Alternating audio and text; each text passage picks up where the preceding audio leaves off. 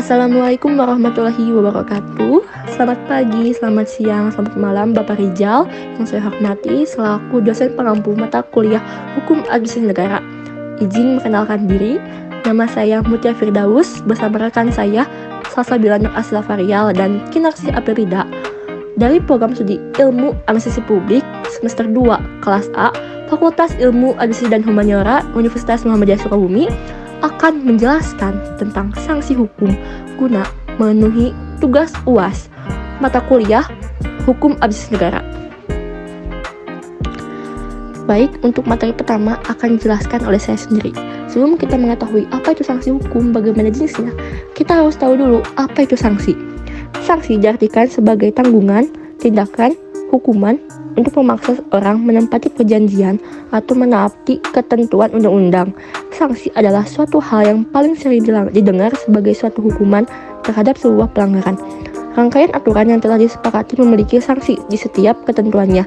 Negara Indonesia adalah negara hukum yang memiliki aturan yang mengatur pola tingkah laku masyarakat Indonesia. Menurut Andi Hamzah, sanksi dapat diartikan sebagai hukuman bagi pelanggar ketentuan undang-undang, sedangkan sanksi pidana adalah akibat hukum terhadap pelanggaran ketentuan pidana yang berupa pidana dan atau tindakan. Baik, untuk materi selanjutnya adalah tentang sanksi hukum. Sanksi hukum pada umumnya merupakan peraturan-peraturan yang bersifat memaksa, yang menentukan tingkah laku manusia dalam lingkungan masyarakat, yang dibuat oleh badan-badan resmi yang berwajib, di mana terhadap peraturan-peraturan tersebut menghasilkan hukuman. Sanksi hukum merupakan bentuk perwujudan yang jelas dari kekuasaan negara dalam pelaksanaan untuk ditaatinya hukum. Bentuk perwujudan jelas dari sanksi hukum tampak dalam hukum pidana dalam perkara pidana. Si tersangka berhadapan dengan negara sebagai pengemban kepentingan umum yang diwakili oleh penuntut umum. Dalam negara hukum, penerapan sanksi hukum itu dilaksanakan menurut tata cara yang dituang dalam KUHP hukum material atau KUHP hukum formil. Bentuk sanksi hukum yang pertama ada hukum pidana. Hukum pidana dapat berfungsi sebagai pencegahan terjadinya tindak pidana maupun sebagai penyelesaian dari suatu tindak pidana. Hukum pidana sebagai penyelesaian atas suatu tindak pidana yang terbukti bersalah di dalam pengadilan akan berujung pada pemberian sanksi pidana bagi pelaku. Sanksi pidana ini identik dengan sanksi negatif karena sifatnya memberikan penderitaan kepada pelaku.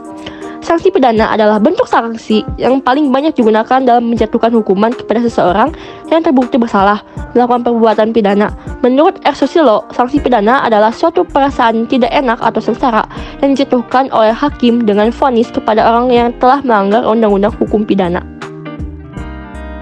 Pidana pokok dibagi menjadi 4 bagian. Yang pertama ada pidana mati, yang kedua ada pidana penjara atau kurungan, yang ketiga ada pidana denda, yang terakhir ada pidana tutupan. Penjelasan tentang pidana mati.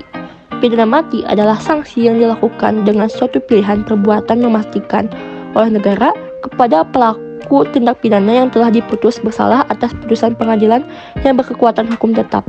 Sanksi pidana ini dikenal sejak zaman kerajaan Indonesia sebelum masa penjajahan.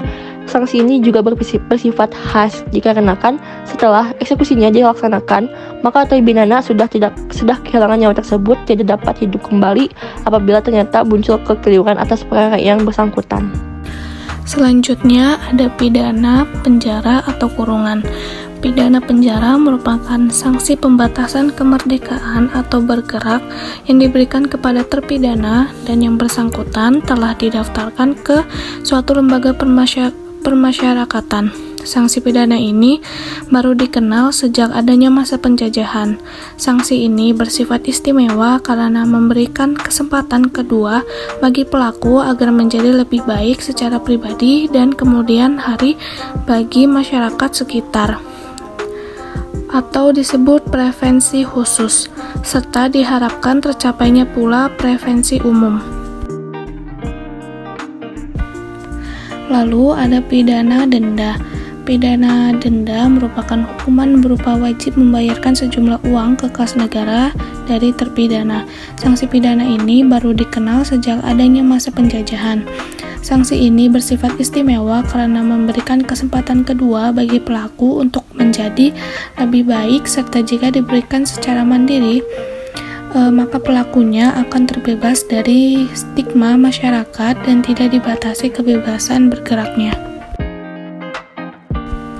Pidana tutupan yang merupakan sanksi pembatasan kemerdekaan atau bergerak atas tindak pidana dengan didorong maksud yang patut dihormati kepada terpidana yang telah didaftarkan ke suatu rumah tutupan. Sanksi pidana ini baru dikenal setelah masa kemerdekaan Indonesia berdasarkan Undang-Undang Nomor 20 1946 tentang hukuman tutupan janto, Peraturan Pemerintah Nomor 8 Tahun 1948 tentang rumah tutupan.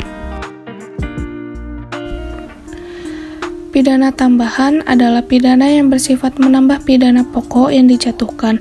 Pada umumnya, pidana tambahan ini hanya dapat dijatuhkan di samping pidana pokok, yang artinya pidana tambahan tidak boleh dijatuhkan sebagai pidana satu-satunya karena sifat dari pidana tambahan tersebut hanyalah merupakan tambahan dari suatu hal yang pokok. Lalu ada pencabutan hak-hak tertentu. Tentang pencabutan ini, sebetulnya tidak semua hak dapat dicabut. Hak-hak pidana yang dapat dicabut dengan keputusan hakim adalah sebagaimana yang ditentukan dalam pasal 35 KUHP ayat 1, yaitu hak memegang jabatan pada umumnya atau jabatan yang tertentu. Yang kedua, hak untuk memasuki angkatan bersenjata. Yang ketiga, hak memilih dan dipilih dalam pemilihan yang diadakan berdasarkan aturan-aturan umum. Yang keempat, hak menjadi penasehat hukum atau pengurus atas penetapan pengadilan. Hak menjadi wali, wali pengawas, pengampu atau pengampu pengawas atas orang yang bukan anak sendiri. Yang kelima, hak menjalankan kekuasaan bapak, menjalankan perwalian atau pengampuan atas anak sendiri. Yang terakhir ada hak menjalankan mata pencarian tertentu. Perampasan barang-barang tertentu. Tentang perampasan barang-barang tertentu, perampasan harus mengenai barang-barang tertentu sehingga tidak mungkin merampas terhadap seluruh kekayaan yang dimiliki. Perampasan itu ditujukan sebagai pidana. Dalam pasal 39 KUHP menentukan dalam hal-hal apakah dapat diadakan perampasan terhadap barang-barang yang dapat dikarenakan kejahatan dan barang-barang yang dengan sengaja digunakan melakukan kejahatan dapat dirampas dengan syarat bahwa barang-barang haruslah kepunyaan terpidana kecuali bila undang-undang menentukan lain. Selanjutnya masuk kepada sanksi hukum perdata. Sanksi perdata diterapkan apabila penegakan peraturan perundang-undangan tersebut menimbulkan kerugian bagi orang yang terkena ketentuan dalam peraturan perundang-undangan tersebut. Pada prinsipnya, siapapun yang menimbulkan kerugian akan mengganti kerugian tersebut sesuai dengan kerugian yang dideritanya. Kerugian yang timbul sebagai akibat pelaksanaan peraturan perundang-undangan dapat diselesaikan baik melalui jalur pengadilan maupun non-pengadilan. Tentang diri seseorang atau hukum perorangan. Hukum perorangan memuat peraturan tentang manusia sebagai subjek hukum. Peraturan perihal percakapan untuk memilih hak dan percakapan untuk bertindak sendiri, melaksanakan hak-haknya itu serta hal yang mempengaruhi kecakapan, merupakan keseluruhan norma hukum yang mengatur mengenai kedudukan orang mengenai manusia sebagai objek hukum, kecakapan bertindak dalam lalu lintas hukum, catatan sipil, ketidakhadiran dan domisili, termasuk kedudukan badan hukum sebagai subjek hukum perdata. B. Kekeluargaan. Hukum keluarga merupakan keseluruhan norma hukum yang mengatur hubungan hukum bersumber pada pertalian keluarga, misalnya perkawinan, kekuasaan orang tua, perwalian, dan pengampunan. C. Kekayaan terbagi atas hukum kekayaan yang absolut, hukum kekayaan yang relatif. Hukum kekayaan merupakan keseluruhan norma hukum yang mengatur antara subjek hukum dan harta kekayaannya atau mengatur mengenai hak dan kewajiban yang dapat dinilai dengan uang.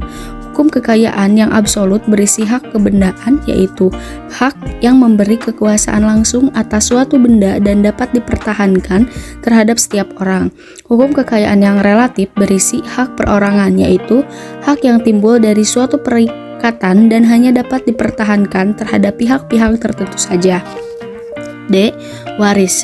Hukum waris merupakan keseluruhan norma hukum yang mengatur peralihan hak dan kewajiban di bidang hukum kekayaan dari si pewaris kepada sekalian ahli waris beserta akibat-akibatnya. Selanjutnya, sanksi hukum administratif.